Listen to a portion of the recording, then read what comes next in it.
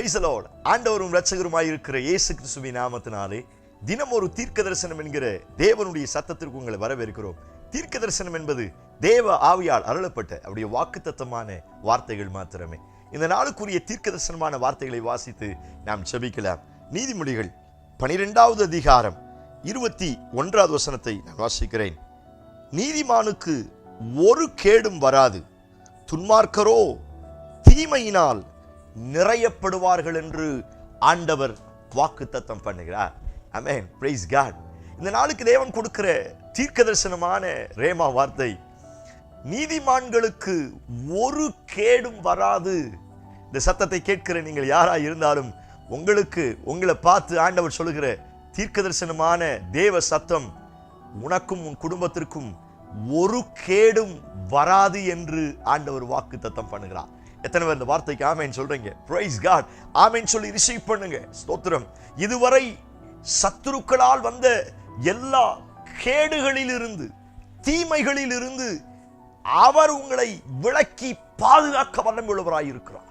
வேதத்தில் வாசிக்கிறோம், கேடு நாளில் தம் கூடார மறைவில் அவர் ஒளித்து வைக்கிறாராம். பிரைஸ் காட், ஹல்லேலூயா.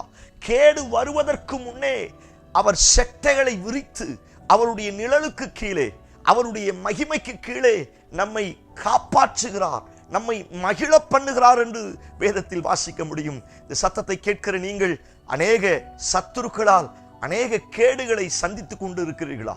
பைபிள் வாசிக்கிறோம், கேட்டின் மகன், தோத்திரம், நியாய கேட்டின் மகன். சத்ருக்கு அவன் கேடுகளை உண்டாக்குகிறவன். அவனுடைய கேடுகளினால் பாழாக்கப்பட்ட நிலைமையில் இந்த சத்தத்தை கேட்கிறீர்களா?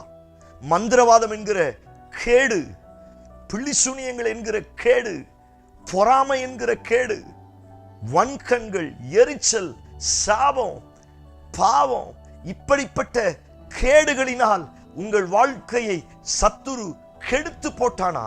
தேவ பிள்ளையே, உங்களை பார்த்து ஆண்டவர் சொல்கிறார், நீ நீதிமானாய் மாறும் பொழுது, நீ என் இரத்தத்தினால் கழுவப்பட்ட நீதிமானாய் இருக்கிறபடியினால் ஒரு கேடும் உனக்கு வராது, உன்னை அணுகாது என்று கர்த்தர் வாக்குத்தத்தம் பண்ணுகிறார்.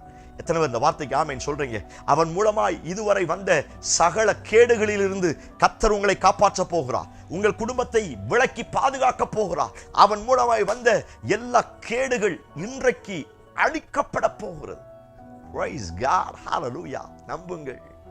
இஸ்ரவேல் ஜனங்களுக்கும் எகிப்து ஜனங்களுக்கும் சின்ன கேப் தான். ஆனா இங்க 10 விதமான வாதைகள் எகிப்தை புரட்டி போட்டது.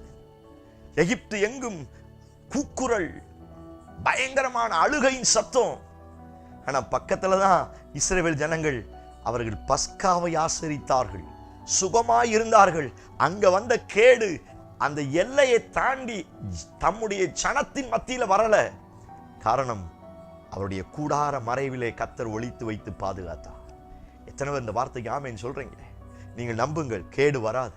இந்த வார்த்தையை கேட்டுக்கொண்டிருக்கும் பொழுதே ஜெபிக்க ஆரம்பிங்க.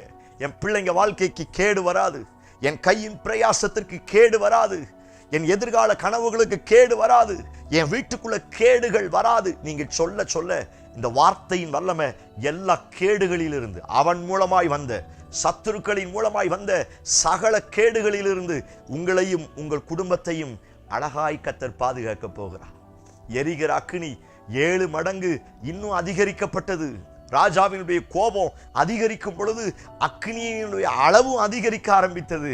ஆனால் ஸ்தோத்திரம், பறந்து காக்கிற பறவையை போல ஆதரவாய் இருக்கிற கர்த்தர் ஒரு கேடும் வராதபடி, பைபிளை வாசிக்கிறோம், அவருடைய முடி கூட கருகல, ஒரு கேடும் வராதபடி ஆராதிக்கிற தேவன் அவர்களை தப்புவித்தார் அல்லவா? தானியேல் சிங்க கெபியில போடும் பொழுது சோத்ரம், ராஜாவுக்கு தூக்கம் வரல. மறுநாள் காலையில ராஜா சொன்ன வார்த்தை, தானியேலே, நீ ஆராதிக்கிற தேவன் உன்னை தப்புவித்தாரா?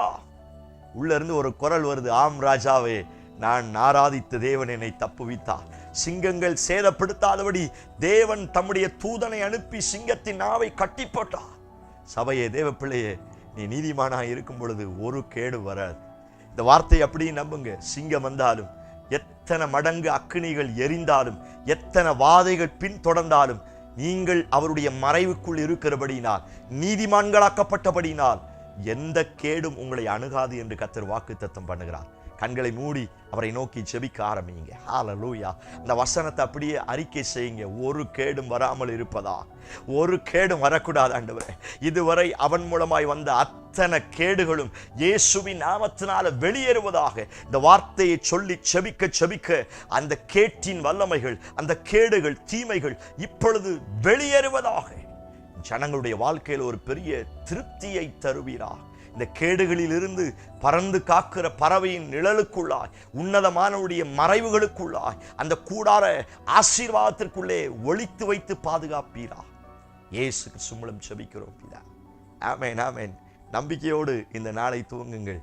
கேடு வருவதற்கு முன்னே அழகா உங்களை கைட் பண்ணி அப்பா உங்களை நடத்துவார். செய்தி உங்களுக்கு ஆசீர்வாதமா இருந்துச்சுன்னா மற்றவங்களுக்கு ஷேர் பண்ணுங்க. நிறைய பேர் கேடுகளினால், தீமைகளினால் நிறைந்திருக்கிறார்கள். அவங்களை எல்லாம் கர்த்தர் இந்த வார்த்தையினால விடுதலையாக்கட்டும். ஆமென்.